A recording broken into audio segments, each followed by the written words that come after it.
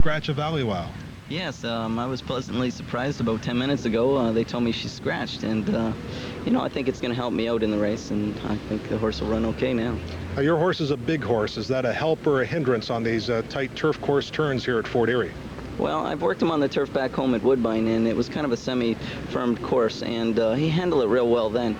And he's not a real big-footed horse. He's a big horse. I think he'll handle the turf well. Let's talk about his action for a second, Jack. It's a little high in front, so how will he handle that?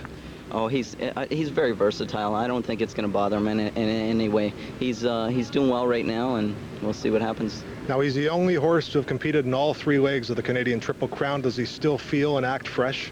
Oh, there's no question. I got on him the other day, and he was feeling really good. His tail was swishing around, and he's a pretty excited horse. You know, I think he's going into this race just as good as he was going in the plate, and I'm real excited about it. Good luck, Jack. Thank you very much. Nice tie day. Terry?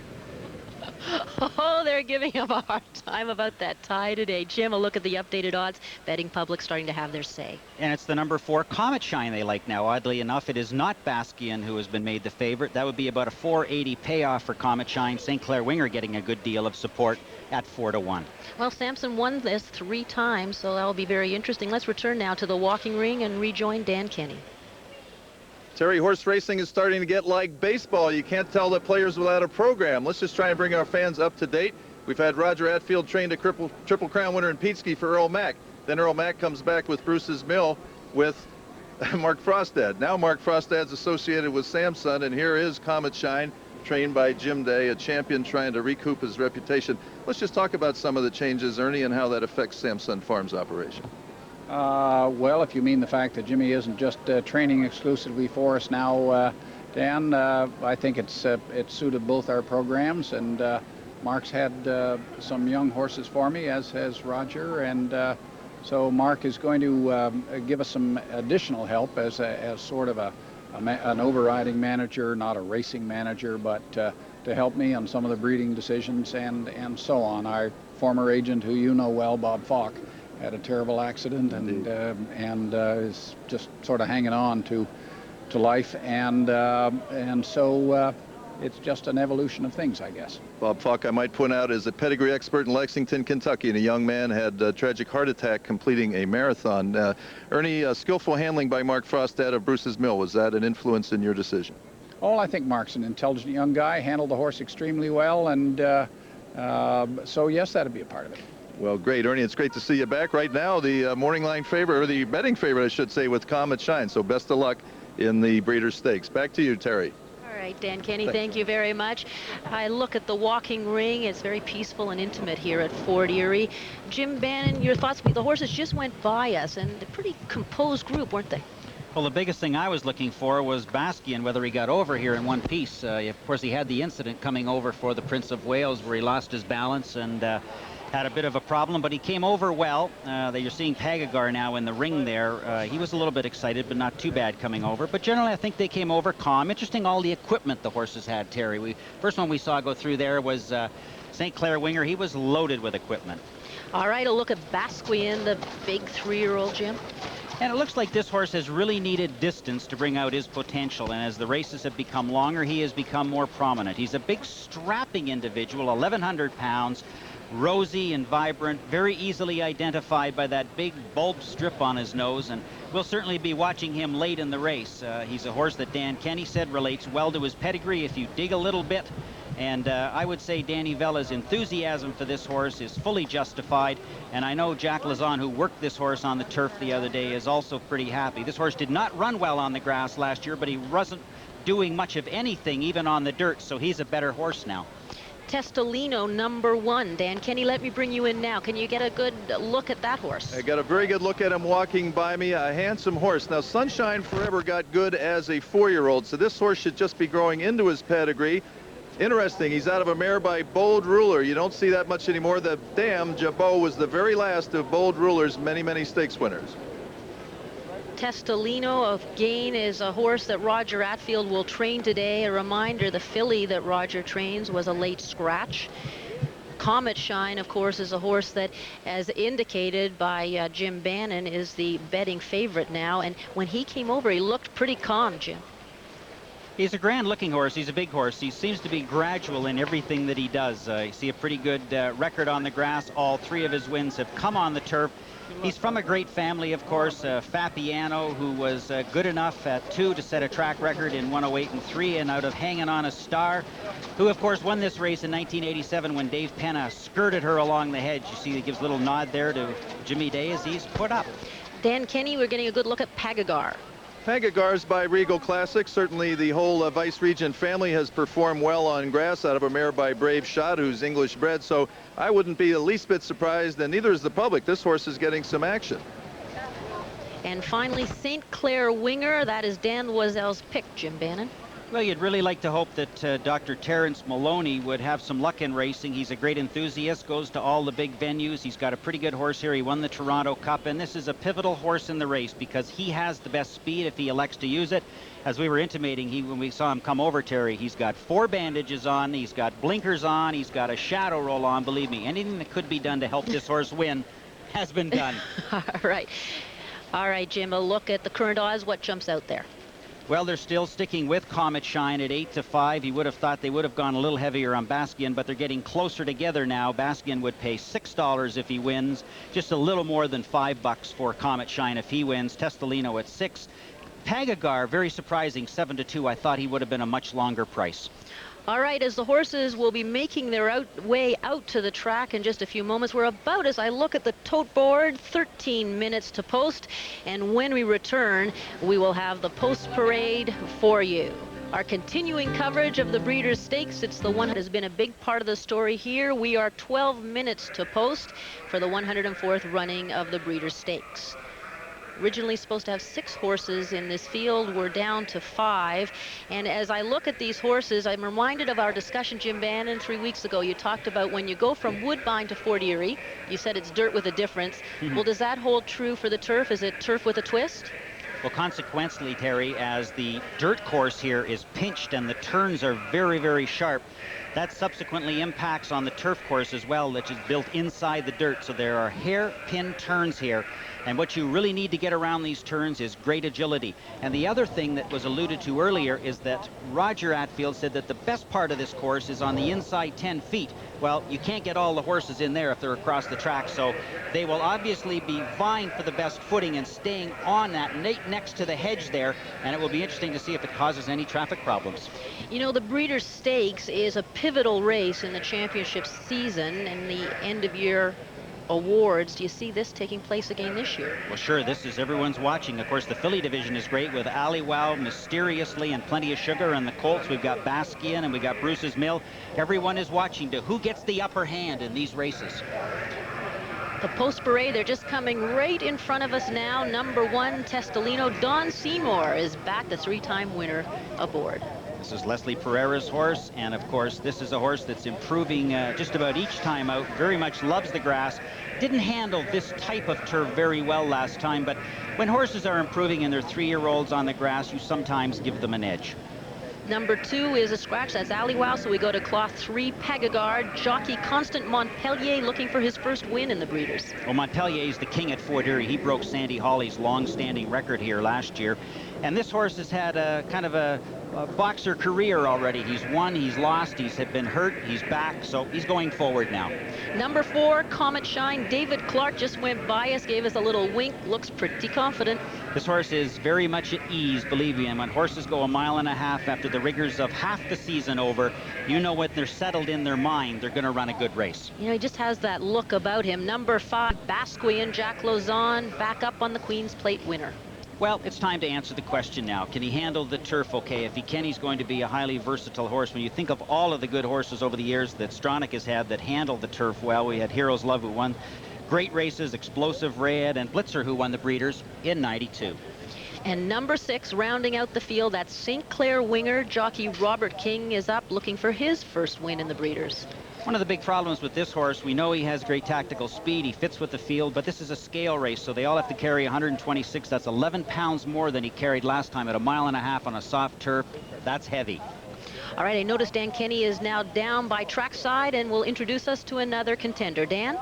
Thanks, Terry. As we saw live with Mr. Ernie Samuel of Samsung, Jim Day is certainly still an integral part of his operation.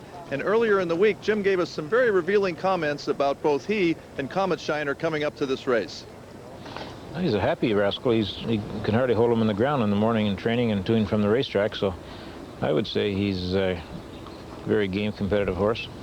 Green grass made Comet Shine a champion last year, but his 3-year-old campaign has the Samsung camp in a blue mood. Day will try something new today. He loves the turf, and I think the 1.5 mile distance of the breeders will suit him to a T. And I think that will interest him big time. And we're probably going to take his blinkers off. He's been always used to train a little lethargically, and so he ended up running with blinkers on and ran okay and ran well on the grass. But oddly enough, recently he's been training like a bear without blinkers. So we're maybe thinking that he doesn't want blinkers. So we're going to probably try him in the breeders with his blinkers off and see how it goes. Slumps happen in racing like any other sport, and Day is unusually candid in admitting that a victory from Comet Shine would give him a lift as well. He's only won 10 races in Canada all season. It's the third leg of our Triple Crown, so it's a very important race to us in Canada. And when you're on a bit of a flat spot, it's even more important to the guy that's on the flat end of the game. But so I fit that category right now. So it'd be awfully nice to be able to, put on a major winning performance and boost everyone's enthusiasm a little bit and confidence and get ourselves back in the limelight. So Comet Shine will go into the gate the major question mark of this field. Sports fans love to see a displaced champion get back on his feet. It's almost a year since Comet Shine's last victory, and this Breeders' Stakes is a great chance to launch a comeback. And you were so right about Jimmy Day's candor, but let's remember, folks, here is a man that won a gold medal for this country in 1968 at the Mexico Olympics. That, of course, with the show jumpers. A look at the odds. And now we've had a little bit of a fluctuation. Basqueian is the rightful favorite at 6-5. That's a 440 payoff. Comet Shine second choice at 2-1. And I think now the fans are settling in on the speed of St. Clair Winger as vital to this race, and he is 9-2, the third choice. Earlier in the week, I had the pleasure to talk with Phil England, who trains Pagagar for the Nob Hill Farm, and Cootie trains St. Clair Winger. By the way, this is their first experience training for a Triple Crown race. Interesting insights. Well, last year when he ran in the Cup and Saucer, he was still very green, and he had showed that he could run well on the turf. In the spring, we tried him on the dirt a couple of times, and he just didn't handle the dirt at all. And so consequently, we thought we'd put him into the turf races and see how we make out. We actually thought we might try this race if, in fact, he did well in the other 2 races preceding it. And he did so. The first race he ran on the turf was actually his first race of the year. And we felt that he needed that for experience. And on the second race, it was phenomenal. We were super elated about it.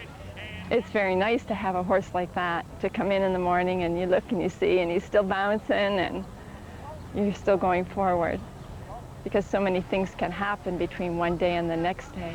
So you hold your breath a little bit and you hope God's on your side and you go forward. We figured he was a distance horse, Pagagar, because he had no speed whatever.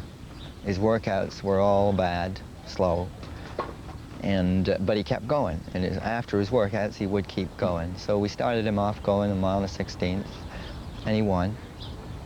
Next time out, he got a quarter crack, so he had a legitimate excuse. He ran a horrible race.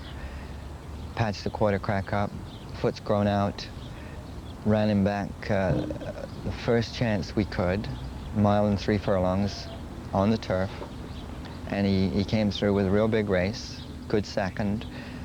Next race is the Breeders, why not? Why not, indeed. We're about 4 minutes from post now. You know, over the years, one of my favorite people in this sport has been jockey Don Seymour. I'll always remember those Triple Crown champions. Dan Wazell chatted with him a little earlier. Donnie, you're riding Testolino today in the Breeders' Stakes. You've won the Breeders' Stakes 3 times, 2 of them under extreme pressure, with approval in 1989 and Basqueian in 1990, going for that $1 million bonus. You can't be feeling that pressure this afternoon. Well, there's always pressure, Dan. This race is a big race. It's 250,000 at it. The only difference is there's not $1 million bonus, and I'm going to take it from there. What exactly do you know about your mount, Testolino? Tell us about him. Well, he's a kind horse. He's a very kind horse to rate. With this stuff going, I really don't know how he's going to handle it. On his form, it just shows that he doesn't appear to handle it that well. So we'll just take it from there. I'm going to put him in his position that he likes, and that's close to the lead. Now, earlier in the summer, Donnie, there was talk about your imminent retirement. Is that fact or fiction? It's a fact, Dan, and it's something that I've thought about for a while, and I'm just going to play it on right now until the season's out, and then take it from there. Well, Donnie, you've given us many great thrills. Good luck today in the Breeders' Stakes. Thanks, Dan. And by the way, I hope I can win this race today, Dan, because I really like that tie you have. It's not for sale, Donnie. Jim? Well, Danny, the public are making an emphatic statement at the moment, and it's Basqueian at even money. You bet $2, you win $2. You bet 5, you win 5, and that's a profit, of course. Comet Shine is 2-1, twice as good. Some of the others now are floating up, so the public has really made a distinction here. They like Basqueian as the favorite, Comet Shine as the second horse, and it's a scramble for the 3rd position. At Fort Erie, it is a very close, friendly community, and many are saddened by the passing of a former jockey. Mike Dunlop passed away, and our condolences to his family and friends. Turf course, as we look at Testolino, St. Clair Winger, Jim Bannon with a very rich history.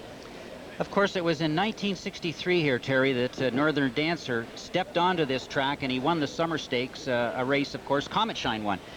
And that sort of started a turf legend that goes on every race in just about every track in the world now that's of some importance. You see the Northern Dancer blood, and particularly on turf, and it started right here on the footing that these horses are on right now. You know what's really amazing about this day, and the fact that, one, we're on the turf, as we talked about top of the show, that opens up new possibilities, but when you add the rain, all of a sudden a horse like St. Clair Winger could get the job done here. Well, races are best understood after they're run, unfortunately, but you can't bet that way. They make it tough on you that way. But some horse will come up today probably with a huge race, and somebody will say, well, of course, he just handled it so well, and the excuses will be plentiful because other horses didn't handle it well. So, I mean, all the analysis is out the window now. Now it's time for the horses to put up. And, of course, this is going to be a bit of a grueling pace. I think we'll see very slow fractions along the way. These are the best jockeys in all of the world. They'll be ready to move their mounts at the most fortuitous time. But the last thing that you want to have happen to you in a 1.5-mile race is not getting there in time. How much more room do you need? Mm-hmm. You talked about that pace judgment. Let's just reiterate that point. How do you see this race unfolding? Well, I can see St. Clair Winger going out there. I think Basqueian may surprise us a little bit and stay closer to the pace. Comet Shine has no speed, so he'll be at the back of the pack, but he will outstay horses, whereas others can outspeed horses. We see Don Seymour getting tied on as Testolino is led into the gate by the very capable assistant starters. Pagagar going in there. He broke a bit of a sweat, and all we go. All right, let's send it upstairs. Dan Loiselle has made his way high up to the grandstand. Dan, for the call of the race. Well, thank you very much, Terry. Testolino and Pagagar in there now. We wait on Comet Shine. Comet Shine walks in for David Clark and 2 more to load. Basqueian, the Queen's Plate champion, with Jack Lozon riding, and from the outside, St. Clair Winger, winner of his last start, the Toronto Cup, with Robbie King riding. They're at the post. They're off in the Breeders' Stakes. They all come away well, and King sends St. Clair Winger right to the front. St. Clair Winger takes the early lead. King takes him in hand quickly, though. Testolino also under a snug hold in second.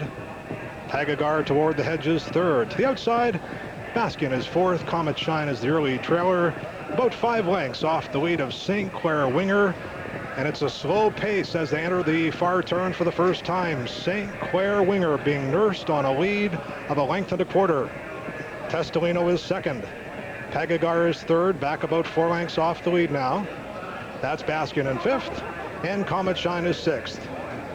They move over to the top of the stretch for the first time. St. Clair Winger, and Seymour is getting aggressive now with Testolino. He's just off the flank of St. Clair Winger. as they move in front of us for the first time. St. Clair Winger, and on the outside, Testolino. They got a half in 53-3. Those are sweepy fractions in this soft going. St. Clair Winger bounding along unchallenged, leads it by a length and a half. Testolino is second, Pagagard toward the hedges third. Basqueian is in between horses with Comet Shine just to his outside as they enter the clubhouse turn. St. Clair Winger has had things all his own way as they go through the clubhouse turn. St. Clair Winger widens now to 2.5. Testolino trying to keep up in second. Pagagard toward the hedges third. On the extreme outside, Comet Shine, Queen's Plate winner Basqueian's between horses, back about 6 lengths off the lead of St. Clair Winger. St. Clair Winger with a solid lead. He has it by 5 in mid backstretch. Testolino is second, Pagagard toward the inside third. Basqueian still between horses. Pagagard starting to improve toward the hedge now. They continue along the backstretch, the mile in 48-3. St. Clair Winger on the outside, Testolino to the inside, Pagagard. Basqueian asks for his run by Jack Lozon. He moves in closer now. They're into the far turn. They're converging on St. Clair Winger. King is asking him now on the outside. Basqueian with a big move. Forges to the front. It's Basqueian as they come to the quarter pole. He widens to 2. St. Clair Winger to the inside, and third is a Pagagard, then Testolino fourth. Comet Shine is fifth. They're into the stretch. It's Basqueian by 5 lengths. He's drifting out badly. Basqueian's tired. He's drifting out. He leads by 3. Pagagard is closer to the hedge and starts to gain ground on the Queen's Plate winner. Basqueian's all out. Pagagard gaining ground with every stride. Basqueian trying to hold on. Lozon desperate. It's going to be close. Basqueian and Pagagard. Basqueian holds on to win the Breeders' Stakes. Pagagard second, Testolino third, St. Clair Winger fourth, and Comet Shine fifth. Boy, that soft turf was telling that last 3/8 of a mile, Jim and Terry. The running time 2:47 and 4/5. Just to give you an example of how slow that was, the track record is 2:28. Terry? What a stretch drive indeed. Basqueian can now bask in his glory. The winner of the Queen's Plate rebounds with the win. The third jewel of Canada's Triple Crown. Frank Stronach, Danny Vella return to the winner's circle. They were in this position 2 years ago with Blitzer. But today belongs to what looks like an exhausted Basqueian. But for that second place finish, Jim Bannon, here in the Prince of Wales 3 weeks ago, this horse would have been a Triple Crown champion. And we've been talking about pace the entire show, and that's what happened last time, so Jack was not going to let it happen today. This is a very worthy winner, by the way.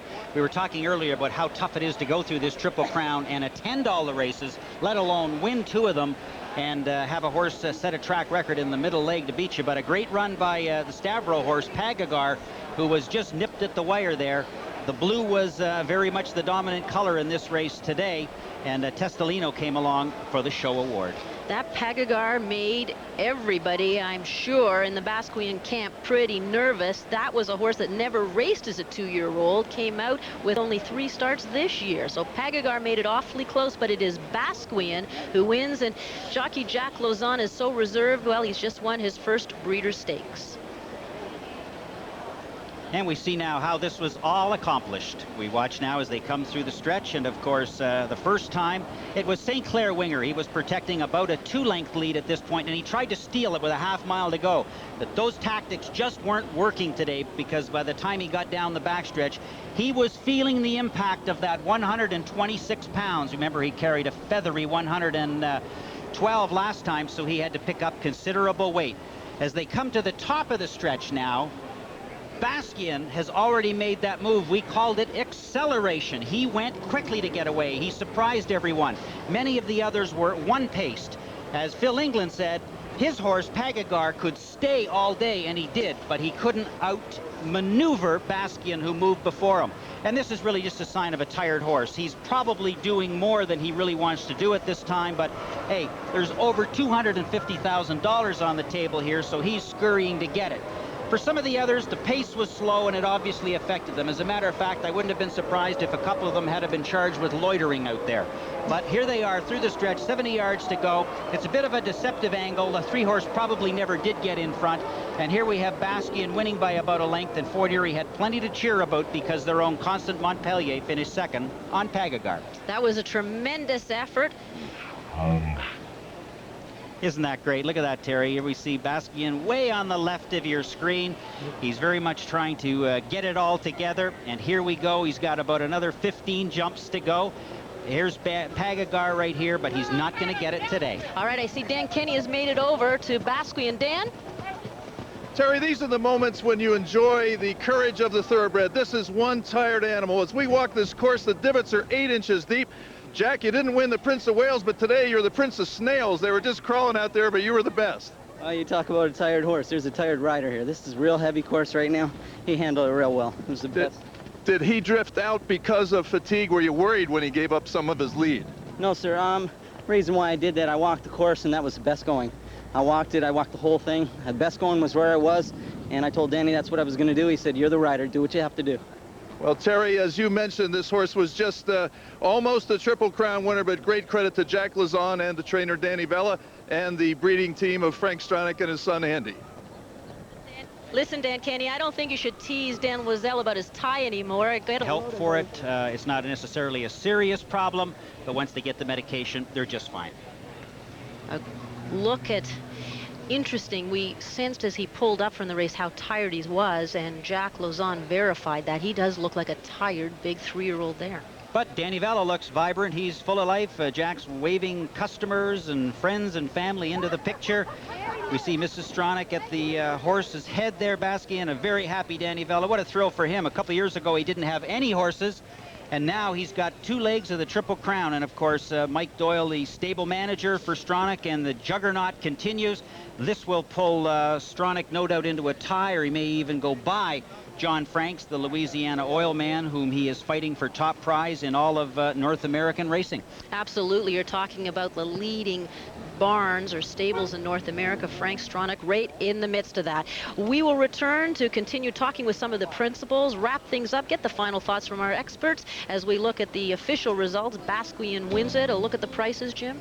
$420 for the win, $320, $240. Pagagar second, $440, $260. Testolino, $260 to show. The exactor, number 5 and number 3. That's Basqueian and Pagagar, a nice 26-10. A very slow time, but an exciting finish. We'll be back in a moment.